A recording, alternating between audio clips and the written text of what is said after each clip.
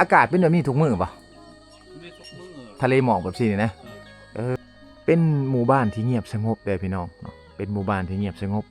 เป็นหมู่บ้านเขตชายแดนลาวเวียดนามซะนะข้างหลังลงไปนี่จะเป็นคุมบอมคุมระเบิดพี่น้องอันนี้จะบ่แม่นอันนี้จะบ่แม่นน้องป้า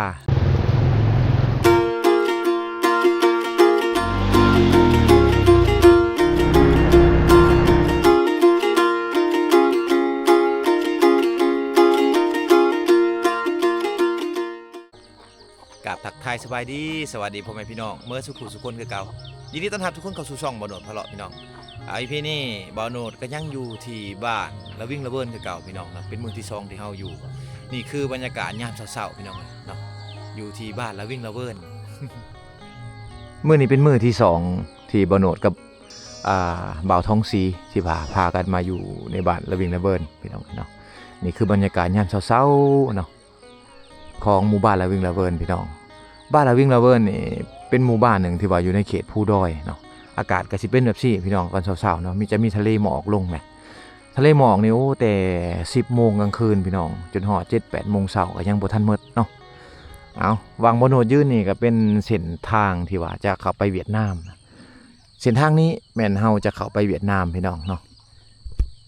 บ้านละวิ่งละเวินนี่ห่างจากเวียดนามประมาณ10 กิโลเมตรพี่น้องเนาะประมาณ10 กิโลเมตรเส้นทางเข้าไปเชื่อมต่อกันก็เป็นเส้นทางแดงแบบนี้แหละพี่น้องเนาะบรรยากาศยามเช้าๆก็จะประมาณนี้พี่น้องเลยเนาะถ้าว่าเข้าไปทางนี้ก็จะเป็นเส้นทางที่จะออกไปจุดซุ้มพี่น้องเนาะจุดซุ้มเจียงตูบจุดซุ้มผาบังออกไปทางนี้ได้นี่คือบรรยากาศยามเช้าๆอยู่ในเขตละวิ่งละเวินพี่น้องชาวบ้านก็เจ้าก็สิอยู่กันแบบนี้แหละพี่น้องอยู่กับตามธรรมชาติแบบนี้เนาะทางเขตนี้นี่เพิ่นจะใช้ไฟโซลาร์เซลล์ซะส่วนหลายเด้อพี่น้องเนาะจะบ่มีไฟแนวอื่นเลยจะบ่มีไฟฟ้าแรงสูงเข้ามาในหมู่บ้านจะมีแต่ไฟโซลาร์เซลล์เท่านั้นอันนี้ก็คือหมู่บ้านละวิ่งละเวินน้ำที่เพิ่นใช้จะเป็นน้ำลิ้นนะลูกๆหลานๆอยู่ทางเขตนี่แม่นจะใช้น้ำลิ้นกันจะบ่มีน้ำประปาคืออยู่บ้านเฮาข้างหลังลงไปนี่จะเป็นคุมบอมคุมระเบิดพี่น้องอันนี้จะบ่แม่นน้องป้าต่างๆของชาวบ้านเขาเจ้านะบ่แม่นเขาขุดขึ้นมาเองจะเป็นคุมบอมคุมระเบิดพี่น้องโอ้บรรยากาศยามนี้แม่นคักพี่น้องเนาะบรรยากาศดีขนาดเลยนะบรรยากาศยามเช้าๆแบบนี้เดี๋ยวย่างเบิ่งบรรยากาศยามเช้าๆอยู่เขตหมู่บ้านละวิ่งละเวินพี่น้องหมู่บ้านนี่ก็เป็นหมู่บ้านดั้งเดิมของคนในชนเผ่าบรูชนเผ่าตุรีนะเป็นหมู่บ้านแต่ก่อนพุ่นแหละพี่น้องแต่เมื่อก่อนเฮือนซ่านกับเจ้าอยู่ทางเขตนี้ก็สิเป็นแบบนี้ทั้งหมดเลยยังบ่มีไม้พี่น้องยังบ่มีไม้ยังบ่มีสิ่งที่ว่าทันสมัยเมื่อก่อนนี่ชาวบ้านเขาเจ้าจะเอาใบตองข้อหญ้าค่าหวายพี่น้องเนาะใบหวายมะมุงแต่ว่าหลักๆอยู่ทางเขตนี้ก็คือใบตองข้อนั่นเองพี่น้องอันนี้คือใบตองข้อของชาวบ้านเขาเจ้าที่ว่าเขามาเฮ็ดเป็นหลังคานะเฮือนแบบนี้ก็จะเห็นอยู่ข้างในเลิกจะมีหลายพี่น้องหมู่บ้านเฮาเนาะ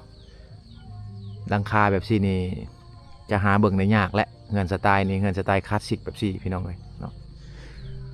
อยู่ทางบ้านเฮานี่บ่มีให้เห็นแล้วแหละหรือว่าอยู่ทางเขตชนบทหรือว่าเขตชานเมืองต่างๆก็จะบ่ค่อยมีพี่น้องเนาะจะบ่ค่อยมีแล้วจะมีแต่เฮือนแบบซี่ถ้าว่าอยากเห็นเฮือนมุงใบตองข้อหรือว่าเฮือนคลาสสิกแบบซี่ต้องเข้ามาชนบทภูดอยเลิกเติบพี่น้องเอ้ยเนาะชนบทภูดอยที่ว่าเฮาเข้ามานะห่างจากตัวเมืองประมาณ80 กิโลเมตรพี่น้องเอ้ยอันนี้คือเฮือนคลาสสิกของชาวบ้านเขาเจ้าเอาคันไดลงแบบซี่นี่ชาวบ้านเขาเจ้าจะบ่ได้อยู่เฮือนอยู่ซ่านแล้วพี่น้องเนาะใบตองคอแบบนี้นี่อยู่เขตชนบทอยู่ลาวยังมีหลายพี่น้องเนาะบรรยากาศแบบซี่นะเป็นหมู่บ้านที่เงียบสงบเลยพี่น้องเนาะเป็นหมู่บ้านที่เงียบสงบเป็นหมู่บ้านเขตชายแดนลาวเวียดนามฉะนั้นคนอยู่ทางเขตนี้เขาจะเว้าภาษา ลาวแน่ภาษาเวียดนามแน่แล้วก็ภาษาชนเผ่าแน่ก็คือภาษาบรูภาษาตุรีกันทางนี้พี่น้องเนาะจะเป็นภาษาหลักๆเขาเจ้าบรรยากาศยามเช้าๆพี่น้องทะเลหมอกอยู่เขตนี่ถือว่าเป็นเขตที่ว่าฝนเกือบตกตลอดปีแล้วก็เป็นเขตที่ว่ามีหมอกแบบสี่ตลอดปีพี่น้องเนาะเป็นเขตยังอุดมสมบูรณ์หลายหมู่บ้านเพิ่นเป็นเขตที่ว่าอุดมสมบูรณ์หลายพี่น้องนี่ประมาณ7 โมงเช้าพี่น้องเนาะอากาศอยู่ทางเขตนี่อุดมสมบูรณ์ขนาดเลยอยู่ทางนี้เขาจะบ่มีไฟฟ้าบ่มีสัญญาณโทรศัพท์พี่น้องบ่มีน้ำประปาเนาะถ้าว่าสัญญาณโทรศัพท์ที่เขาใช้ก็คือใช้สัญญาณเวียดนามก็ต้องได้ย่างขึ้นหัวผู้ไปเลยพี่น้องจึงใช้ได้แล้วว่าไฟฟ้าเนี่ยเขาเจ้าจะใช้โซลาร์เซลล์เนาะตัวนี้แผงโซลาร์เซลล์ทุกๆหลังคาเฮือนมีอยู่ประมาณ3-4 แผงพี่น้องเนาะเพื่อว่าจะเอาไว้ใต้ในยามกลางค่ำกลางคืนถ้าบ่มีไฟโซลาร์เซลล์คือเดี๋ยวนี้นี่ชาวบ้านเขาเจ้าก็จะใส่ตะเกียงหรือว่าใส่กระบองพี่น้องเนาะอยู่ทางเขตนี้เอาเดี๋ยวอย่างเลาะเบิ่งบรรยากาศหมู่บ้านเพิ่นพี่น้องเนาะเป็นหมู่บ้านที่ว่าประมาณ50 หลังคาเฮือนเป็นหมู่บ้านที่ว่าขนาดบ่ใหญ่ปานใดแต่ว่าเขาเจ้าจะอยู่ยังยายกันไปตามเส้นทางโฮจิมินห์ตามถงเพียงพี่น้องเนาะส่วนหลายเฮามาก็ทางเขตนี้ก็จะเห็นคุมบอมคุมระเบิดหลายพี่น้องนี่ก็คือคุมบอมคุมระเบิดเขาเจ้าอยู่ทางเขตนี้จะมีหลายอีกต่อหน้าไป10 ปีข้างหน้าไปอาจจะได้ถมแล้วเขาจะสร้างเฮือนลูกๆหลานๆเขาก็อยู่ใกล้ๆกันแบบสี่แหละพี่น้องเลยเนาะคุ้มนี่เป็นคุ้มที่4ที่5แล้วพี่น้องที่ว่าบ่โหนมาเนาะบรรยากาศยามเช้าก็คือเห็นเลยพี่น้องเป็นบรรยากาศแบบสี่ตอนนี้เพิ่นกำลังเกี่ยมเห็ดอันนั้นเห็ดน้ำลิ้นให้กับชาวบ้านเขาเจ้าอยู่ในเขตนี้พี่น้องเนาะนี่ตัวนี้จะเป็นวางที่ว่าเพิ่นเห็ดน้ำลิ้นนะออกมาให้มีประมาณ3-4 จุดแหละอยู่ในหมู่บ้านพี่น้องน้ำลิ้นนี่จะใช้ได้ตลอดปีเลยเพิ่นจะเฮ็ดอ่างเก็บน้ำไว้อยู่ท้ายบ้านใกล้กับอันเซละวิ่งละเวิร์นพี่น้องหรือว่าแม่น้ำละวิ่งละเวิร์นนั่นแหละเนาะใกล้กันอยู่พูนแหละหวังหมู่บ้านนี่บ่โหนดไปหั่นแต่เพิ่นสิใช้ท่อใหญ่ต่อมาให้ชาวบ้านเขาเจ้าให้มันทั่วหมดบ้านพี่น้องเนาะทั่วหมดบ้านเลย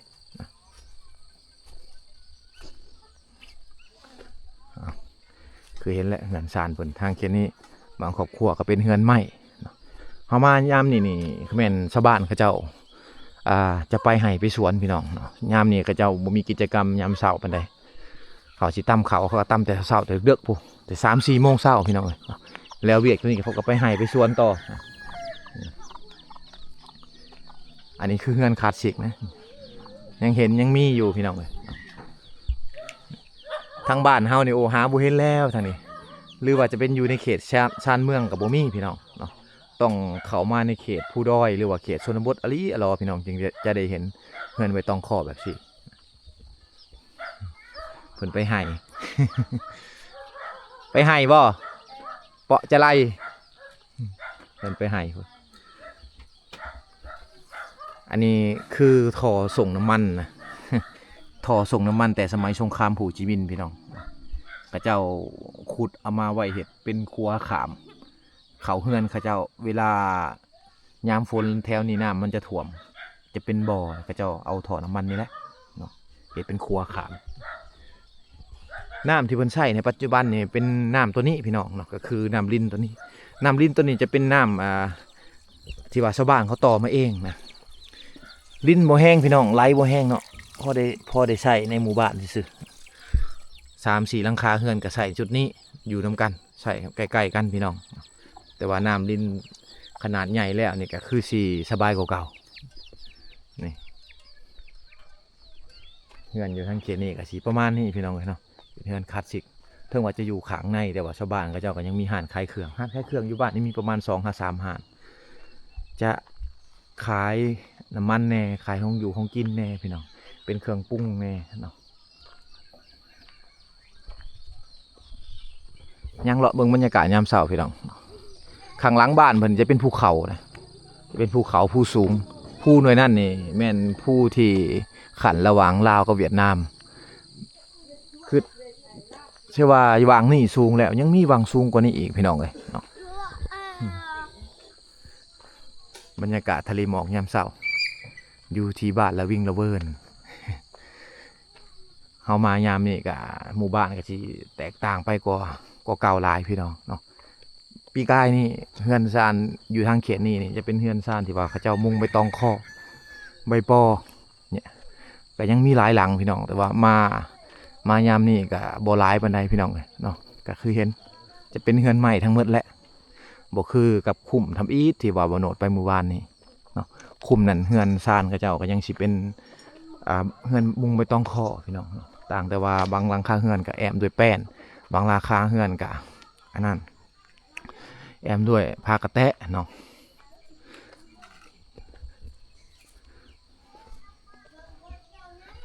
อาหารขายเขาเจ้าขายเหล้าขายเบียร์ไปนำแต่บโนดมาสุดก้อนๆอยู่ทางเขตนี้เขาจะมีเฮือนสาวโสดอยู่วังนี้พี่น้องเนาะเฮือนสาวโสดจะอยู่วังนี้แหละตอนนั้นบโนดมานะเป็นเฮือนสาวโสดอยู่นี่แต่ว่ามายามนี่บ่มีแล้วเฮือนสาวโสด เขามางออกแล้วไปอยู่วังใหม่แล้วพี่น้องเลยเนาะโอ้บรรยากาศยามเช้าอยู่ที่ละวิ่งละเวิร์นพี่น้องส่วนหลายชาวบ้านก็เจ้าก็สิเลี้ยงงัวแน่เลี้ยงควายแน่แล้วก็เลี้ยงแบะแน่พี่น้องเนาะเป็นสินค้าสำคัญอยู่ในเขตชนบทเอาไว้เฮ็ดฮีทเอาไว้ค้าขายเอาไว้กินพี่น้องเนาะเปรียบกับเหมือนธนาคารครอบครัวของคนอยู่ในเขตชนบทลาวนะเฮือนซ่านเพิ่นส่วนหลายก็สิอยู่ในตามถนนหนทางที่เราจะออกไปเมืองพี่น้องเนาะเพราะว่าอยู่ข้างหลังบ้านเพิ่นนี่จะเป็นผู้ด้อยนะจะเป็นผู้เขตผู้พี่น้องชาวบ้านก็เจ้าเวลาจะสื่อสารโลกภายนอกบางคนก็ขึ้นไปเทิงพูนพี่น้องเนาะเทิงภูเนาะเขาจะขึ้นไปพูนอันนั้นคือวางหับสัญญาณของชาวบ้านก็เจ้าเขาจะขึ้นไปเทิงพูนแหละเวลาโทรศัพท์บอดินโทรศัพท์ต่างๆเขาก็อยู่ข้างเทิงพุ่นพี่น้องเนาะเพราะว่าเป็นวางที่ว่าสูงที่สุดในหมู่บ้านและก็รับสัญญาณเวียดนามได้สามารถใส่ซิมเวียดนามหรือว่าใส่เสื้อข่ายเวียดนามโทรหาพี่น้องอยู่ทางเขตเมืองเนาะหรือว่าต่างแขวงได้พี่น้องเพิ่นเฮือนเพิ่นเนี่ยโอ้บรรยากาศดีขนาดเลยนะบอกโนดบอกเลยว่าเฮือนเพิ่นนี่บรรยากาศดีขนาดข้างหลังจะเป็นป่าตึ๊บเลยพี่น้องเป็นป่าที่ยังอุดมสมบูรณ์เติมเพิ่นก็เตรียมไปไห่ไปสวนเลยนี่ไปไห่บ่เปาะจะและเปาะจะและนี่ไปไห่เนาะไปใช้ปอต้านโอ้ไปทางไห่เพิ่นจะไปทางไห่แหละผู้เป็นลูกเป็นหลานน้อยๆแบบนี้เนี่ยก็จะเฮียนหูเกี่ยวกับเวียกเงินเวียกชาญนะอายุประมาณ7 ปี 8 ปีขึ้นไปนี่ต้องได้ไปนำแม่ไปนำพ่อไปนำแม่เฒ่าต่างๆพี่น้องเนาะต้องได้เฮียนหูการเฮ็ดเวียกส่วนหลายผู้หญิงอยู่ข้างเขตนี่จะเฮ็ดเวียกหนักกว่าผู้ชายนี่แหละเงินชาญเพิ่นกาเงินชาญมันก็เต็มด้วยสัตว์เลี้ยงพี่น้องเนาะเต็มด้วยสัตว์เลี้ยงอ๋อตัวหมูแบะงัวควายอยู่ทางเขตนี้จะเลี้ยงหลายกว่าหมูเลยขึ้นไปพูนอันนั้นคือบ้านทรายโสดผู้เทิงผู้ บ้านทรายโสดเพิ่นอยู่เทิงผู้ใดเนาะ อันนั้นอ้ายสบายดีอันนั้นเฮือนทรายโสดบ่อยู่เทิงนะวัยรุ่นแล้วไปนอนอยู่นั่นฝุ่นพี่น้องฝุ่นอันนั้นจะเฮือนทรายโสดนะเนาะวัยรุ่นเด็กน้อยแล้วไปนอนอยู่เทิงพุ่นเนาะ โอ้หมู่บ้านเพิ่นแบบอากาศเป็นแบบนี้ทุกมื้อป่ะไม่ทุกมื้อทะเลหมอกแบบนี้นะเป็นเจ้าละลึ่งเลยเนาะเพิ่นนี่อยู่ในบ้านเพิ่นลึ่งแล้วพี่น้องเพราะว่าอากาศนี่เพิ่นพบเห็นอยู่ทุกมื้อแต่ว่าสำหรับเฮาคนเมืองมาเห็นแบบนี้โอ้ตื่นเต้นเลยนะคักอยู่ในเมืองมันบ่มีแล้วแบบนี้ มีแต่ชนเขตชนบทแบบนี้เลยทางนี่ก็ฝนตกอยู่ป่ะโอ้ โอ้ทะเลหมอกแบบสีจักมือจะฝนยังตกคันหนึ่งมันอันนี้ช่อง3 มื้อนี่ก็แดดเลยมันตกตลอดโอ้หากกระ2-3 มื้อนี่มันแดดนะช่อง3 มื้อนี่แดดปกตินี่มันตกตลอดฝนเนาะตลอดเลยเออทางเขตนี้เพิ่นบ่มีไฟฟ้าเพิ่นใช้ไฟโซลาร์เซลล์พี่น้องนี่ไฟที่เพิ่นใช้ต่อใส่หม้อไฟเลยเนาะสากใส่หม้อไฟแหละเอาเข้าไปดึงไปเฮือนเพิ่นพี่น้องลงไปใส่หม้อไฟแล้วเพิ่นไว้สากโทรศัพท์แน่เอาไว้เบิ่งโทรทัศน์แน่ทางเขตนี้ใช้ได้ดนบ่สากใส่หม้อไฟนี่เดินหมดมือหมดมือเนาะเอาทางหลังบ้านเพิ่นก็สิเป็นภูได้พี่น้องขึ้นไปนี่จะเป็นภูสูงเนาะเป็นวังหาอยู่หากินของชาวบ้านเขาเจ้า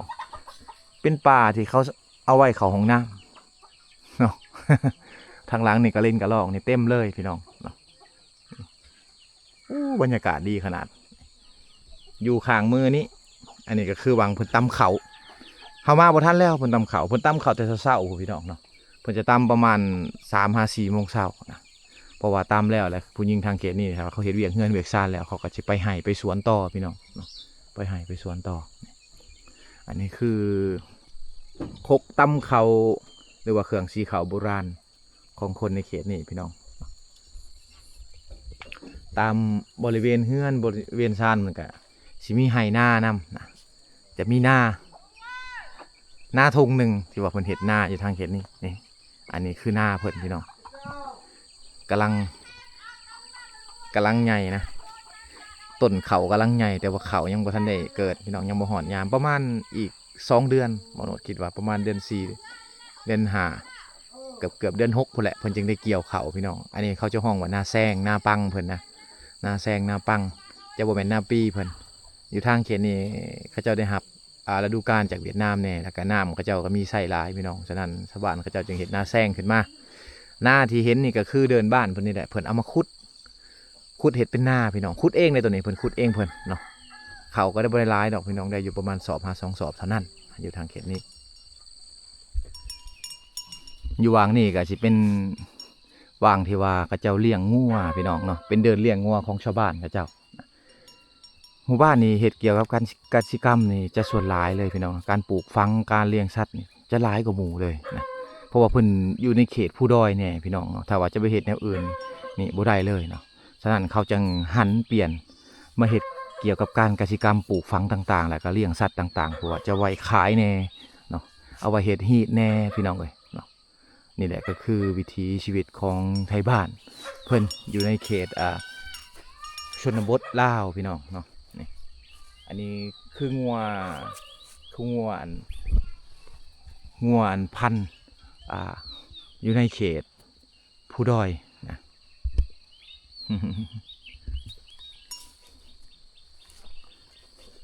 เป็นเดินเลี้ยงงัวเพิ่นเต็มไปด้วยงัวนะตอนเช้าๆเราก็จะเห็นบรรยากาศแบบนี้เนาะยามแรงๆนี่เพิ่นก็สิไล่ไปพูนทางเขตทงหญ้าอีกทงนึงพี่น้องเนาะแต่ว่ายอมรับอย่างเดียวว่าอยู่ทางเขตนี่งัวเพิ่นนี่บ่อึดแนวอยู่แนวกินพี่น้องเนาะบ่อึดแนวอยู่แนวกินนะเดินหญ้าแบบสิจะหลายผู้คนอยู่ทางเขตนี่ถึงว่าเขาจะอยู่ประมาณ50 ครอบครัวแต่ว่าเขาจะอยู่ยังใหญ่กันไปเขาจะบ่ได้อยู่ติดๆกันคือกับบ้านอื่นพี่น้องเนาะเฮามาทางเขตนี่เฮือนชานเขาเจ้าก็ปรับเปลี่ยนไปตามกาลเวลานะเฮือนชานบางคนก็สิเป็นเฮือนหลังใหม่แล้วเนาะแต่เมื่อก่อนนี่เฮือนเขาเจ้านี่จะเป็นแบบนี้หมดมุงไปตองคอแล้วก็ฟ้ากระแตะพี่น้องเนาะพื้นก็เป็นพื้นไม้ไม่เหี้ยไม่พางไม่พุ่งพี่น้องที่ว่าชาวบ้านเขาเจ้ามาเฮ็ดเฮือนชานแบบซี่อยู่ทางเขตชนบทหรือว่าอยู่ทางเขตชานเมืองแบบซี่ยังมีหลายพี่น้องเอ้ยยังมีหลายแต่สมัยก่อนก็แบบนี้หมดเลยพี่น้องเนาะแต่ว่ามาในปัจจุบันเนี่ยเฮือนซานมันก็พันเปลี่ยนไปตามกาลเวลานะก็สิเป็นเฮือนไม้แหละอยู่ทางเขตนี่ก็สิมีเฮือนไม้ปนเปกันไปพี่น้องเนาะ สบายดีพ่อสบายดีบันชวนสบายดียามเช้าสบายดี อีพ่อนี่เพิ่นอยู่ในหมู่บ้านละวิ่งละเวินอยู่เฮือนเนาะบ่ได้ไปให้น้ำลูกน้ำหลานอายุแก่แล้วลูกขอถ่ายหมู่บ้านหน่อยเด้อโดยเพิ่นก็เลี้ยงหมูไปพร้อมพี่น้องเบิ่งสัตว์เลี้ยงเพิ่นอันนี้คือสัตว์เลี้ยง ที่เฮาจะเห็นอยู่ในเขตชนบทลาวเฮาเนาะจะหลายสัตว์เลี้ยงก็คือหมูพี่น้องเป็นหมูเป็นงัวเป็นแบะเป็นไก่เนาะในทางเขตนี้จะหลายเพิ่นเลี้ยงเฮือนซานเพิ่นอันนี้จะเป็นเฮือนใหม่แล้วแหละอันนี้คือเฮือนลูกแล้วเฮือนลูกสร้างขึ้นมาเฮือนพ่อก็สิเป็นแบบนั้นเนาะเฮือนพ่อก็สิเป็นแบบนั้นเฮือนคนสมัยก่อนจะเป็นแบบนั้นเลยพี่น้องเอ้ยเนาะเฮือนคนสมัยก่อนจะเป็นแบบนั้นแต่ว่าลูกผู้ว่าพอมีเงินแน่เพิ่นก็จะสร้างเป็นเฮือนใหม่แบบซี่ขึ้นมานะอยู่วางนั้นจะเป็นอันนั้นเพิ่นอันนั้นจะเป็นเฮือนครัวเพิ่นพี่น้องเนาะเป็นเฮือนครัวเพิ่นอันนี้ก็สิเป็นเฮือนคือกันในพี่น้องบ่แม่นเล่าเขาเนาะเป็นเฮือนตูบน้อยๆแบบซี่คือเฮือนลูกที่ว่ายังบ่ได้สร้างครอบครัวผู้ที่ยังบ่ได้สร้างครอบครัวนะแบบซี่นี่แบบยังเป็นวัยรุ่นอยู่เขาจะเฮ็ดเฮือนตูบแบบซี่อยู่พี่น้องเนาะอยู่ห่างจากพ่อจากแม่ก็บ่ไกลบ่เกินบ่ไกลกันพี่น้องเนาะอยู่ใกล้ๆกันนี่แหละเนาะอันนี้คือเฮือนลูกเฮือนวัยรุ่นเฮือนวัยหนุ่มหรือว่าเฮือนผู้สาวผู้แสผู้สาวก็สินอนอยู่นี่พี่น้องเนาะเพิ่นห้องอีกนึงก็คือเฮือนชายโสดเฮือนสาวโสดเขาจะอยู่แบบนี้กันยามแรงๆมาเขาก็มาล้มมาลิ้นกันอยู่ทั้งนี้ถ้าถูกใจเขาก็ไปลิ้นทางไม้ถ้าบ่ถูกใจเขาก็นั่งล้มกันอยู่ในเฮือนในศาลพี่น้องเนาะอันนี้ก็คือการลมแสลมสาวเลยอยู่ในเขตชนบทลาวเฮาหรือว่าอยู่ในเขตชานเมืองเฮาก็ยังมีวัฒนธรรมแบบดั้งเดิมอยู่พี่น้องก็คือแบบบ่าวโนดบ่าวนี่แหละเนาะเฮือนชาวโสดเฮือนชายโสดพี่น้องเนาะอันนี้ก็คือหมู่บ้านละวิ่งละเวิร์นนะถึงว่าจะเป็นหมู่บ้านเขตผู้ดอยอยู่ที่ว่าห่างไกลอะไรพี่น้องแต่ว่าอยู่ทางเขตนี้นี่หมู่บ้านเขาเจ้าเศรษฐกิจหมู่บ้านเขาเจ้าก็ถือว่าดีเติบเพราะว่าใกล้กับเวียดนามแน่การค้าขายกับ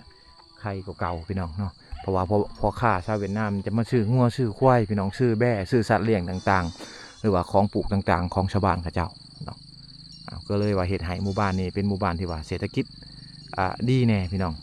เป็นหมู่บ้านที่ว่ามีเงินมีคำแน่อันนี้ก็คือวัยรุ่น